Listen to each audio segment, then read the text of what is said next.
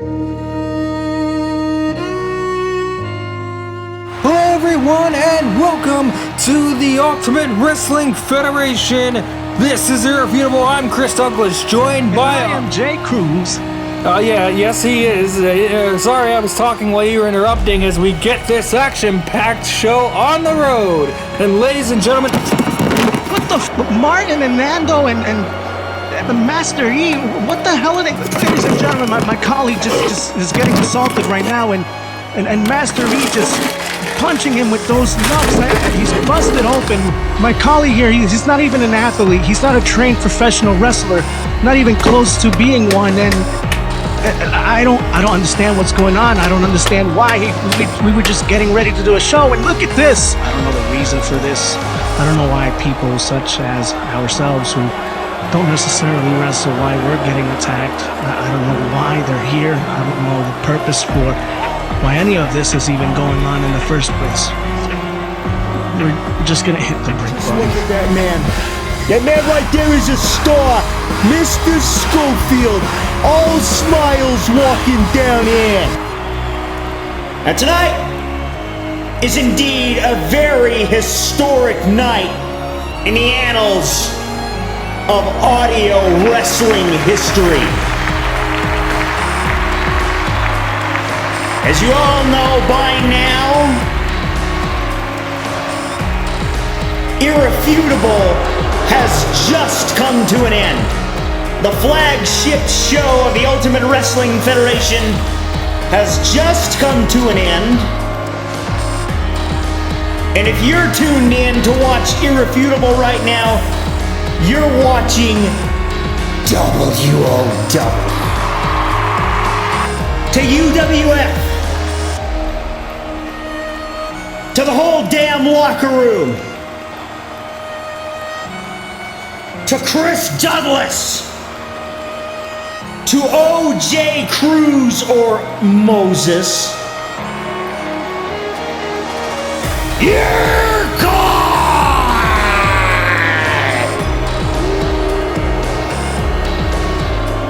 And guess what? Too bad!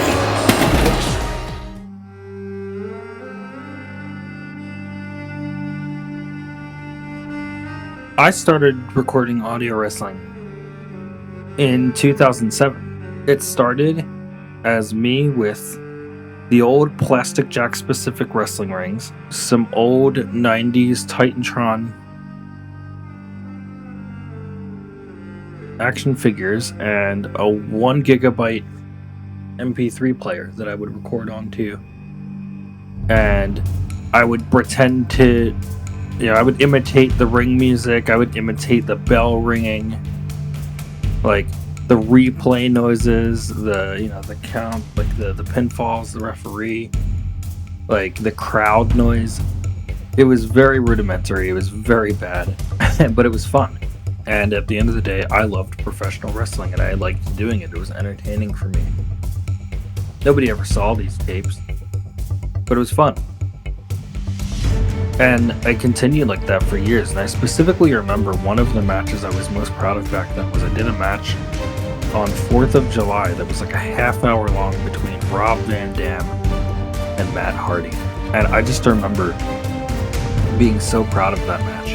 And then fast forward until 2013, and I have a Brown Note Apex. And that changed everything because I started recording on that. And so the quality got better. And our show is climbing in a second whoop. This is Duncan Strowman is not going to be on the ground for this one. This is nearly 400 pounds. Coming off the second. Coming off the second rope. I started recording audio wrestling in 1999. It was just my brother and I at the time. I'd gotten inspiration from seeing some of my cousin's action figures. And I thought, well, heck, man, I could do that. So when my brother and I got our first action figures, Christmas Day of 1999, we started playing with them, putting together storylines. And I thought, well, we could expand on this a little bit. So we started getting the Street Fighter action figures. We started recording it here and there in the early 2000s on the miniature tapes, on the micro cassette tapes, or regular tapes. Now, while you sit under this ring,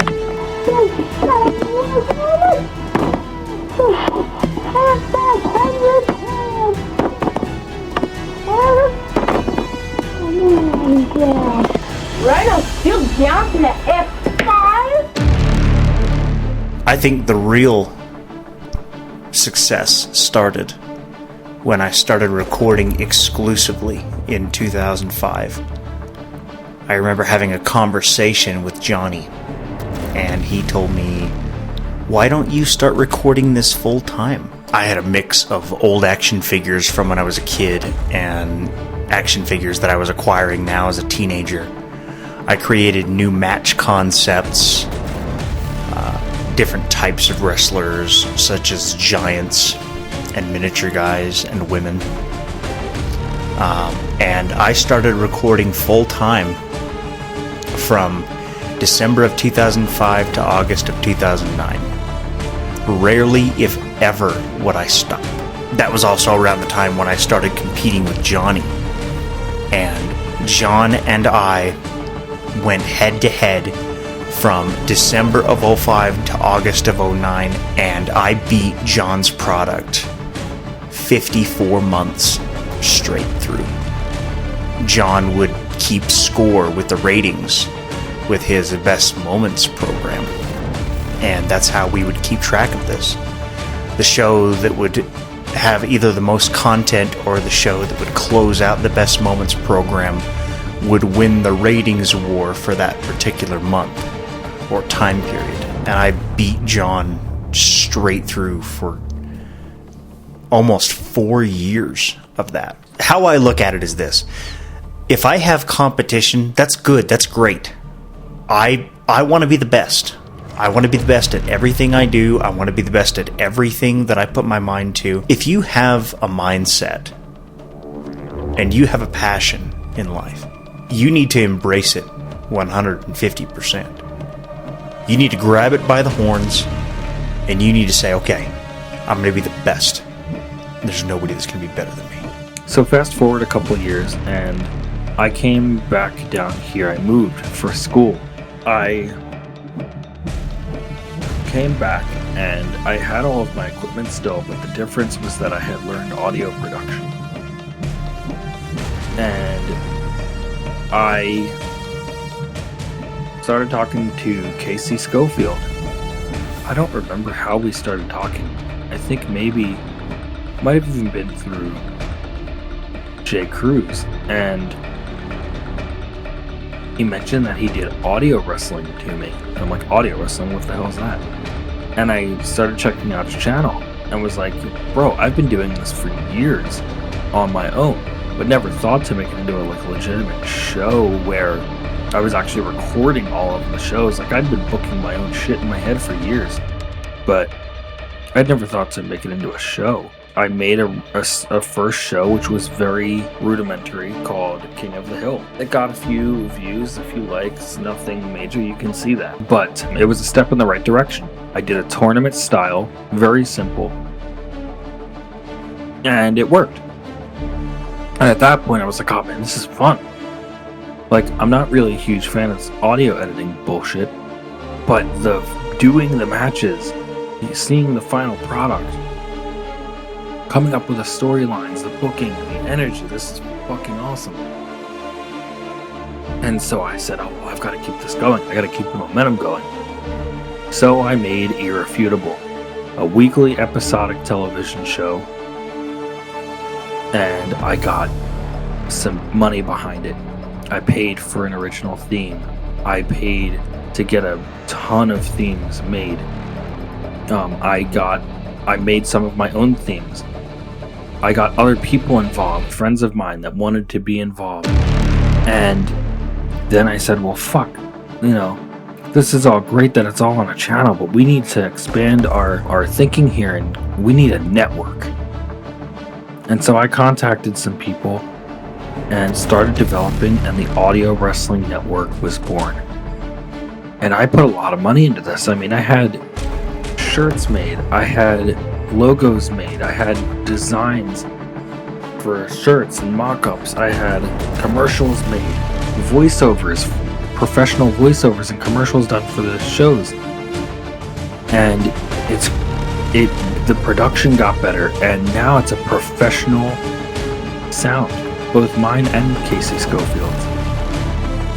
And it's just crazy, because to think that I started with a 1 gig MP3 player that sounded like complete dog shit, and now it's a complete 180, and it's one of the most professional sounding audio wrestling products on the planet.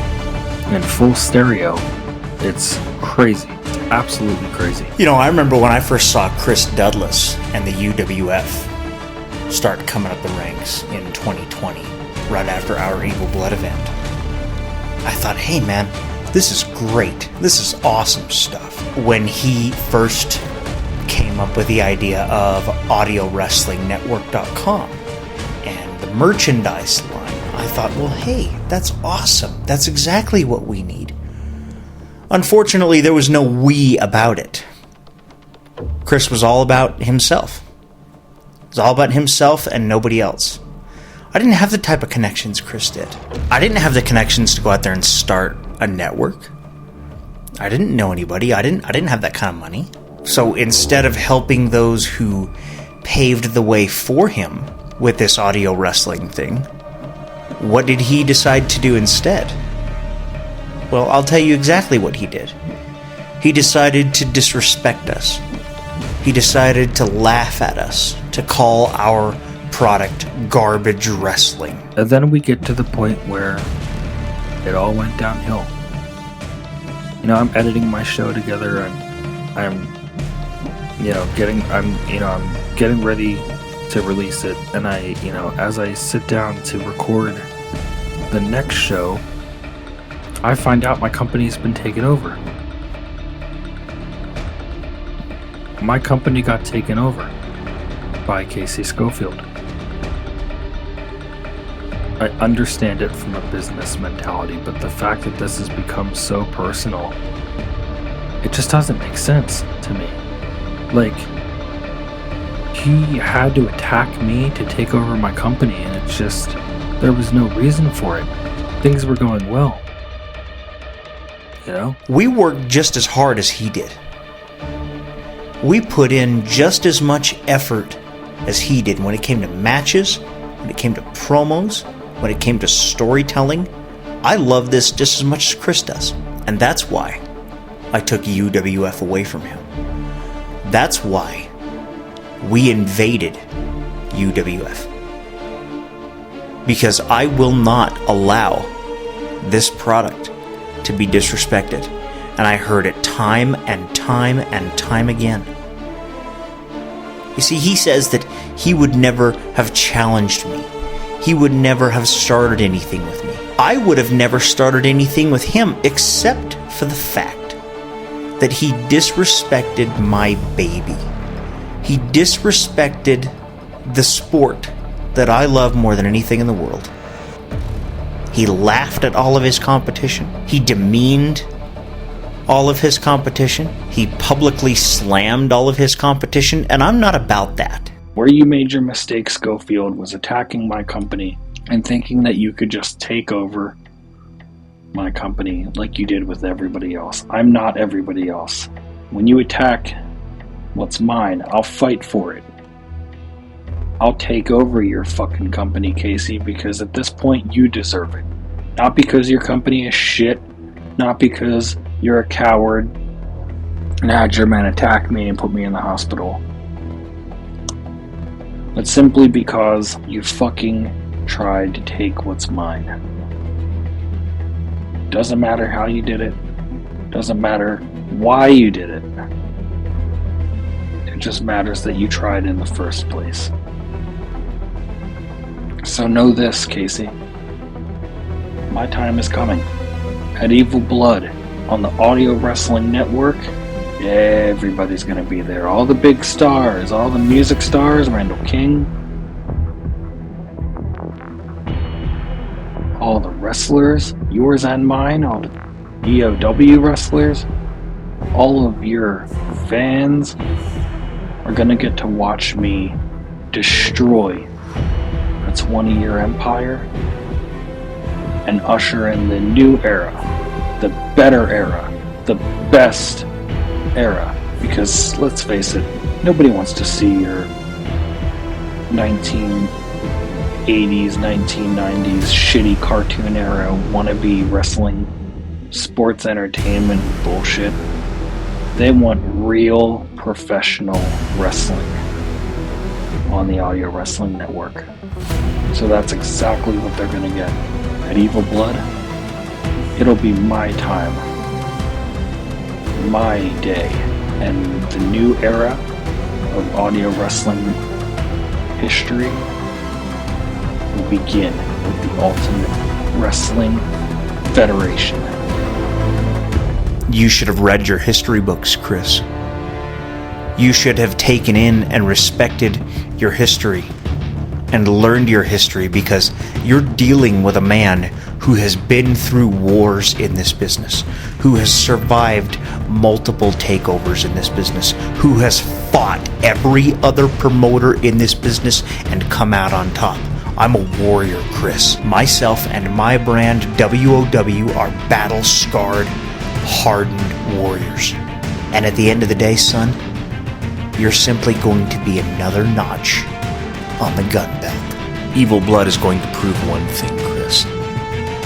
Schofield will remain dominant.